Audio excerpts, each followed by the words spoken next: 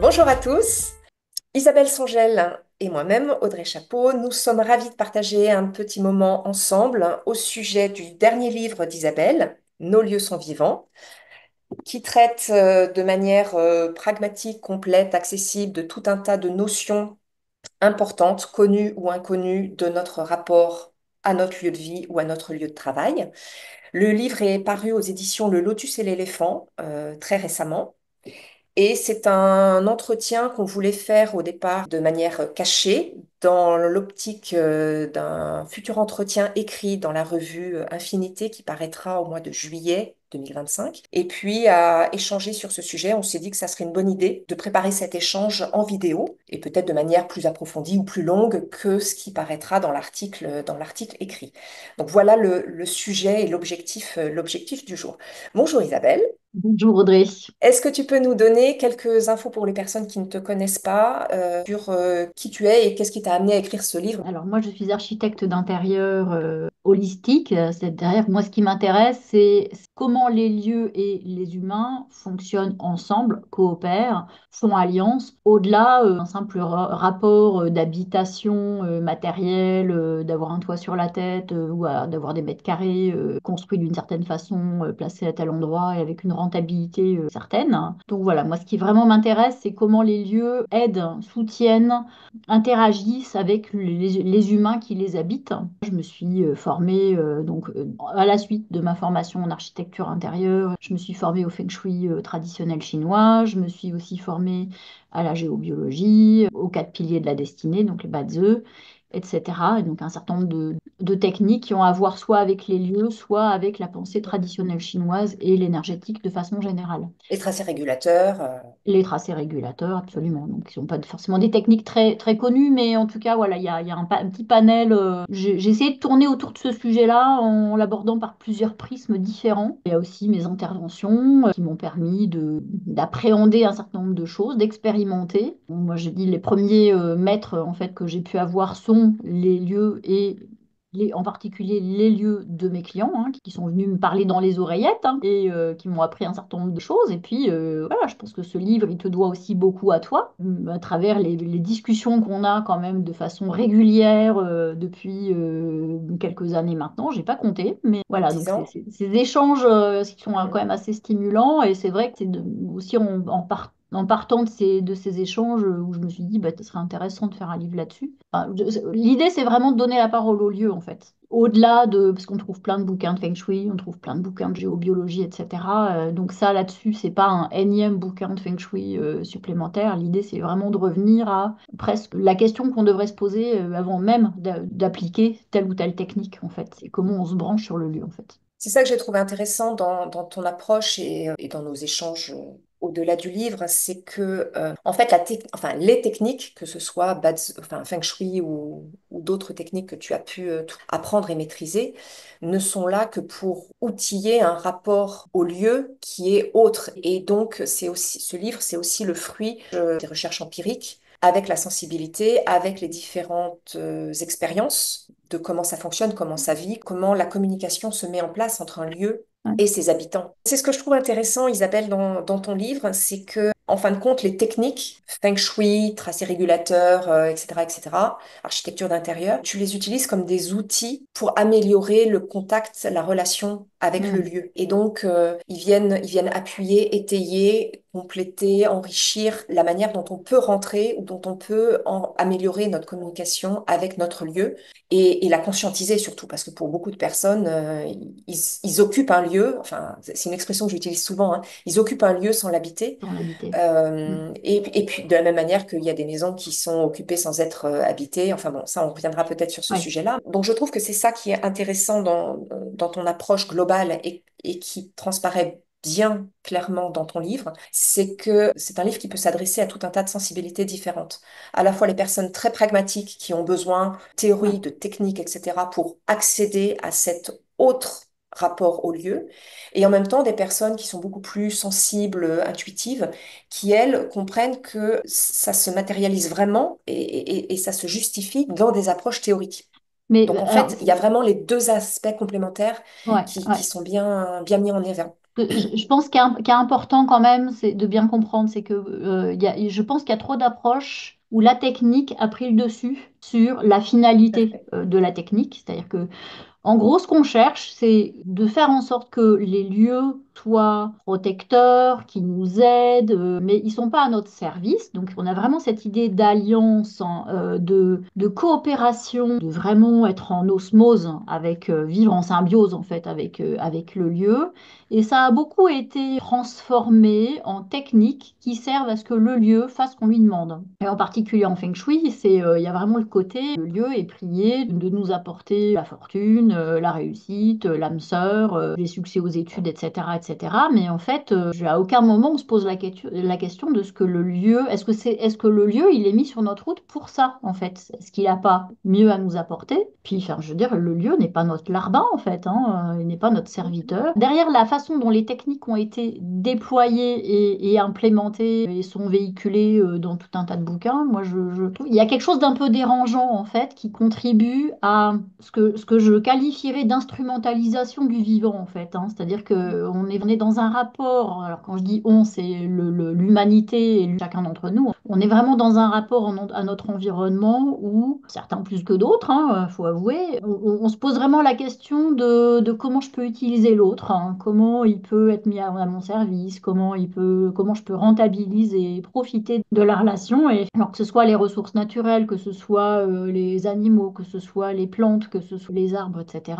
Finalement, on est dans une forme de marchandisation, en fait, hein. Enfin, on est complètement dans cette logique-là avec les lieux qui nous entourent, en fait, hein.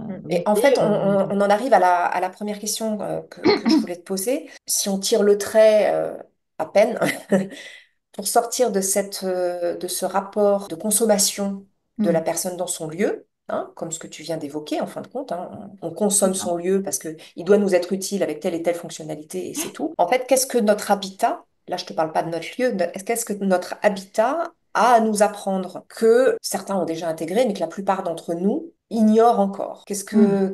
Qu'est-ce que tu donnerais comme élément clé?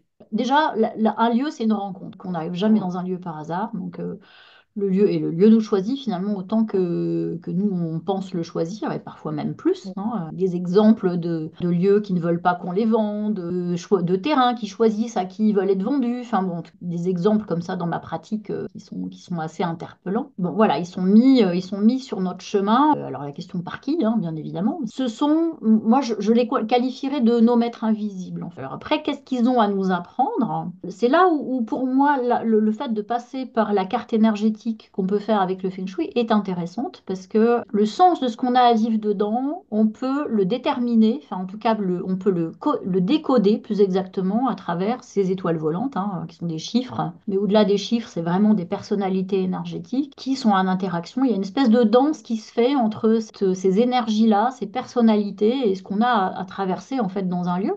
Alors, agréable ou pas agréable, hein, c'est-à-dire qu'il y a des lieux, bien évidemment, ce qu'on cherche tous, c'est arriver dans un lieu dans lequel ça se passera super bien, où tous nos projets vont se concrétiser facilement et de façon fluide. Et moi, au départ, quand je faisais du Feng Shui, c'était pour ça, hein, pour permettre aux gens d'arriver dans cet état de plénitude parfaite. Et puis, ben, je me rendais compte que des fois, ben, c'était pas ça qui se passait, que je pouvais pas les empêcher de choisir des lieux qui leur convenaient pas. Enfin bon, et donc il y avait des choses un petit peu de ce type-là. Et on peut parfois arriver dans des lieux qui nous mettent à l'épreuve, qui nous font traverser des choses qui sont pas forcément agréables. Mais c'est jamais pour nous mettre en danger, c'est jamais pour nous déstabiliser. Si un lieu nous fait tomber malade, déjà c'est peut-être pas lui qui nous a fait tomber malade, mais il a peut-être aussi à nous faire comprendre que ben, telle pratique ou telle chose ou telle activité est pas forcément équilibrante pour nous. C'est son sujet, c'est de nous permettre de nous recaler. Donc c'est vraiment des points d'avancement sur notre chemin de vie en fait. Et un lieu, bah, c'est pas forcément pour qu'on y passe l'ensemble de notre vie. Il peut arriver effectivement qu'au bout d'un moment, on se rende compte qu'on a fini le chemin qu'on avait à faire avec ce maître-là, cet enseignant-là, et puis bah, cet enseignant, il va passer le relais sur un autre enseignant. Et quand on a terminé ce qu'on avait à apprendre dans un lieu, et bien là, effectivement, le suivant peut se présenter de façon plus simple et ça se fait finalement de façon assez naturelle. Après, ça peut être, par exemple, de réaliser que le projet de couple qu'on avait avec telle personne, bah, c'est pas le bon partenaire.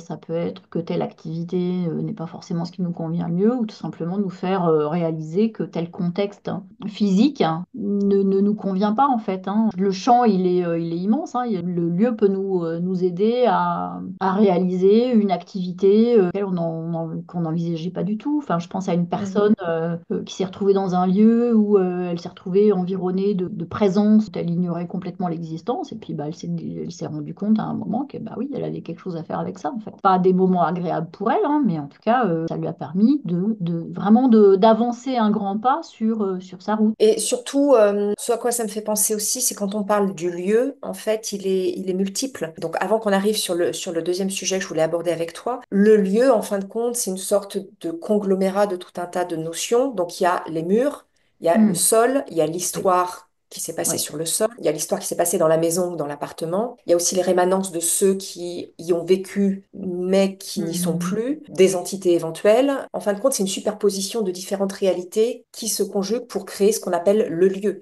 Ouais. Mais du coup, il y a plusieurs manières de comprendre ce que le lieu a à nous dire, à nous apprendre et comment faire alliance avec ça. Donc, c'est intéressant aussi de voir que quand on parle du lieu, en fin de compte, on parle d'une réalité multiple. Alors, effectivement, il y a il y a une dimension physique, matérielle, et puis une dimension très impalpable, voire même invisible, hein. Effectivement, toi, tu parles des phénomènes de mémoire. Pour moi, il y a deux types de mémoire. Il y a ce que le lieu a vécu, qui réémane éventuellement, hein, donc qui peut être dans le terrain d'ailleurs, hein, quand on construit des lieux sur des plages du débarquement ou sur des champs de bataille napoléoniens ou en contrebas de châteaux dans lesquels il y a eu tout un tas de massacres, bah, évidemment, il se passe des choses, hein. Donc les mémoires qui peuvent être parfois très anciennes. Il y a aussi ce Mm. que moi j'appelle plutôt l'ancrage émotionnel, c'est-à-dire que c'est ce qu'on met, ce qu'on a vécu dans un lieu. Alors je pense à plusieurs clients, par exemple, qui ont récupéré l'appartement dans lequel ils avaient vécu enfant, dans lequel ils n'avaient pas forcément que des bons souvenirs, hein. Et donc, bah, du coup, comment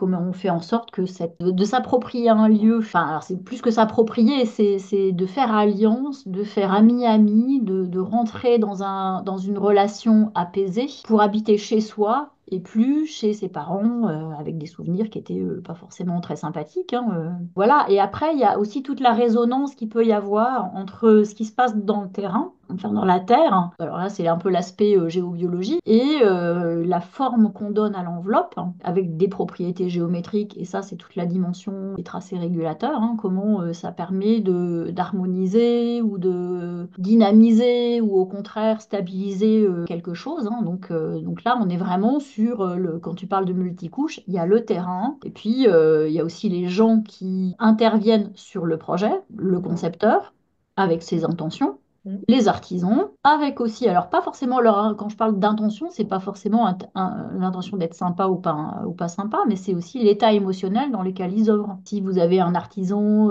qui est très perturbé parce que, je sais pas moi, sa femme va pas bien, ou sa femme l'a quitté, ou sa grand-mère vient de décéder, bah, il va rester une espèce de couche émotionnelle, hein. La construction a ce site particulier que ça reste très artisanal, c'est-à-dire que toutes les tentatives qu'il y a pu y avoir de construction industrialisée des bâtiments, c'est quand même très limité. Donc, et dès qu'il y a cette dimension artisanale, on a forcément l'intervention de l'intention de l'humain, en fait, de l'artisan lui-même, hein. Donc, alors ça, c'est un Mm. sujet sur lequel on avait aussi pas mal échangé, sur les objets en particulier, hein, objets manufacturés ou industrialisés. Donc, on a aussi cette dimension-là, en fait, hein. Je ne sais pas si ça répond complètement à ta Si, question. si, si, si, c'était.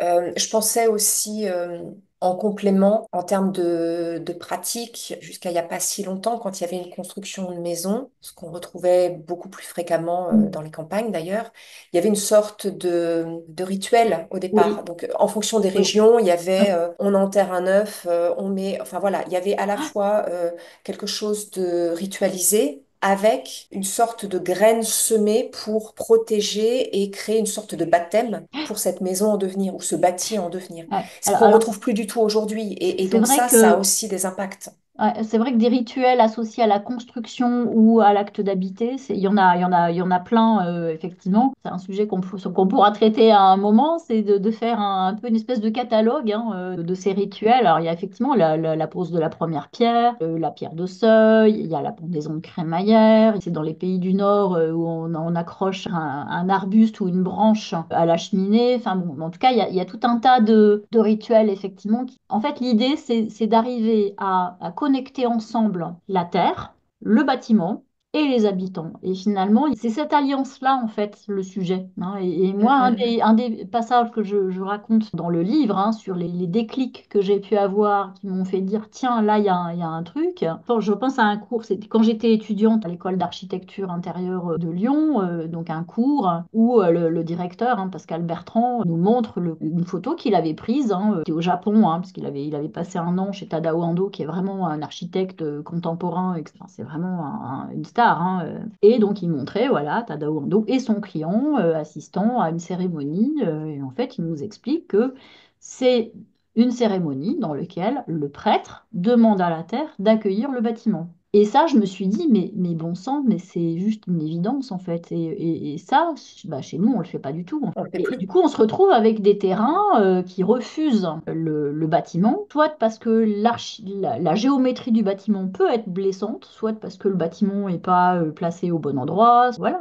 les terrains, ils ont aussi leur caractère en fait. Hein, Donc vous avez des terrains plus ou moins réceptifs, plus ou moins sympas, et puis ben, vous en avez d'autres, c'est des guerriers, donc on veut pas de ce Et puis il y bâtiment. a aussi la notion, on en a parlé il n'y a pas si longtemps, la notion aussi de destination du terrain. Oui, absolument. Quand un terrain La vocation. Mm. a vécu, voilà, la Ouais. vocation, quand un terrain a vécu sur de la culture, par exemple, avec ce foisonnement végétal plus ou moins abondant, et que d'un seul coup, il s'agit de le raser pour tout bétonner, il y a une résistance qui se comprend naturellement. Si on fait l'analogie avec une personne qui est dédiée à quelque chose toute sa vie, et qui d'un seul coup on va complètement la transformer pour en fabriquer quelque chose d'autre, elle va résister, elle va pas être d'accord. C'est un peu la même chose qui se passe avec les terrains.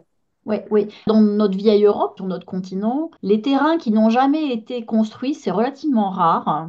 Moi, je me rappelle d'une discussion avec une cliente. Alors, c'est l'histoire de l'EHPAD. Hein. Donc, il y a une directrice adjointe d'EHPAD qui me fait venir et qui me disait, on est fatigué, les résidents ça tourne, l'équipe ça tourne. Il y a un truc, même dans les standards du métier, il y a un truc qui va pas. Et en fait, elle me décrivait la sensation qu'elle avait, c'est quand j'arrive le matin, que je m'assieds sur ma chaise, j'ai l'impression comme si une force qui me repousse en fait. Et je lui disais, mais il y avait quoi avant ce bâtiment pour le terrain? Et là, elle me dit rien. Et en fait, je veux dire, France, il n'y a aucun terrain dans lequel il y avait rien. Parce que en creusant un peu, elle me dit, bah, il y avait un verger. Bah, un verger, c'est quand même pas rien. Ça veut dire que c'est quand même bah, déjà, c'est des arbres.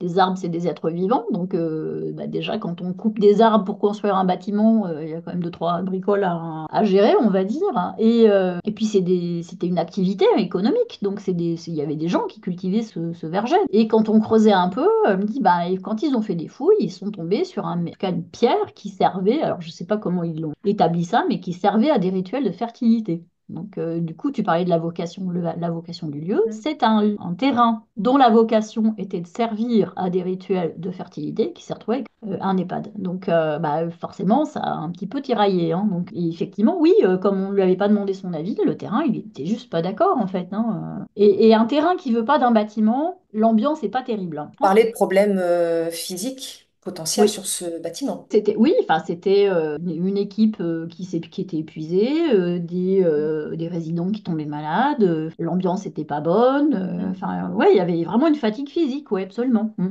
Ça me fait penser, c'est pas ce qu'on avait prévu, mais c'est pas grave, on écarte un petit peu.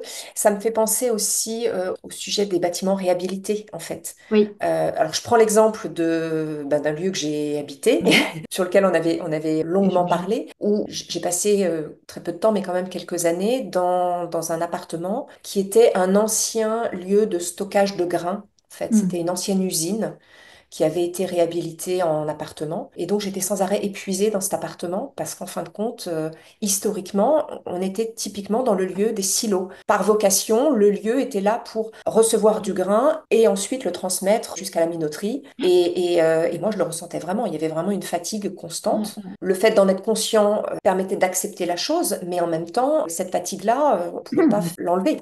Tu hein. pouvais pas faire grand-chose. Alors effectivement, en énergétique chinoise, il y a l'équilibrage du yin et du yang, hein. Nous, globalement, on est quand même plutôt des animaux yang. Et donc, bah, pour se reposer, on a besoin d'un peu de yin. Quand tu fais ton lieu de vie au quotidien dans un endroit qui a servi de lieu d'activité économique, donc qui était plutôt yang, ben, du coup, effectivement, tu es un peu tiré du côté du yang. Et ce qui manque, effectivement, c'est cette dimension yin qui te permet de dormir, de te Mm, mm, mm. le yin, c'est ce qui ressource. Donc on en a besoin. On peut pas Oui. être à fond tout le temps, en fait. C'est pas possible. Et je trouve que c'est intéressant dans les pratiques, surtout quand en Europe et en France en particulier, il y a quand même cette tendance, cette aspiration à rénover des anciens bâtiments, Mm. hein, et surtout à leur changer de fonctionnalité. Donc c'est quand même assez fréquent et c'est pour un certain nombre de personnes une sorte de Graal quand ils arrivent à trouver une ancienne école, une ancienne gare, voilà, Une ancienne enfin église, voilà, des voilà, et bâtiments chapelle. pour lesquels ils changent la fonctionnalité pour en faire leur lieu de vie. Et outre l'aspect esthétique, cachet particulier qu'ont ces bâtiments de manière flagrante, se pose aussi la question, bah, comment ça va se passer ce changement de fonctionnalité et quand un couple, je sais pas, de cinquantenaire rénove une ancienne école maternelle pour en faire leur lieu de vie, ça va leur amener quoi? Ça va leur dire quoi? Donc, Oui, alors c'est vrai qu'il y a les lieux, c'est une émanation de la terre. La terre, elle est par nature, elle accueille, on va dire. Elle accueille, elle accepte, elle a tendance ça c'est en pensée chinoise, la terre, elle accueille, elle supporte, elle mène à terme, elle aide vraiment, il y a une notion vraiment d'écoute aussi associée à la terre. Mais elle n'est pas prête à tout. Et surtout, faut lui demander son avis. Si on la traite comme quelqu'un qui n'a pas son mot à dire, qui est prié de s'exécuter sans qu'on lui demande son avis, la Terre, c'est une puissance phénoménale, hein. Les forces tectoniques, c'est quand même quelque chose qui peut vraiment broyer. Il peut broyer un bâtiment, donc ça donne des chantiers qui se passent pas bien, déjà, ça commence par ça. Puis derrière, ça donne des tiraillements, hein. Un lieu compliqué à comprendre hein, parce que son histoire est compliquée, qu'il a été malmené, qu'il a été grandi, surélevé, rénové, mais pas complètement, etc. C'est des lieux qui sont compliqués à travailler, qui sont compliqués à comprendre. Un lieu qui est compliqué à étudier, c'est un lieu qui va être compliqué à vivre, en fait. Donc ça va pas bien se passer pour les gens, en fait. Donc des fois, il vaut mieux repartir, il vaut mieux construire un neuf, il vaut mieux, et même dans les cas extrêmes, hein, ce qu'on dit dans la tradition chinoise, si vous êtes attaché à un emplacement donné, bah, vous rasez la maison et puis vous reconstruisez un neuf. Et ça va vous faire un lieu qui finalement va être de son lieu, de son temps, qui va vibrer, on va dire, en osmose avec la période dans laquelle il est construit, qui finalement sera plus simple. Et on arrive au paradoxe que finalement, respecter un lieu, parfois, ça peut être le démolir pour le reconstruire un neuf, plutôt que d'essayer de le torturer, de le modifier de façon trop extrême, en fait, hein. Et c'est vrai que ben, nous, occidentaux, qui aimons les vieilles pierres, hein, c'est très dérangeant quand on voit la façon dont ils ne respectent pas le patrimoine dans les pays asiatiques et en Chine en particulier. On dit, ah bah, c'est quand même dramatique, ils ont tout rasé, donc, ce joli quartier pittoresque. Bah oui, il était peut-être pittoresque, mais peut-être qu'il n'était pas confortable. Eux, ils donc il n'y a vraiment rasent. pas de règle, c'est vraiment au cas par cas en fonction de la situation.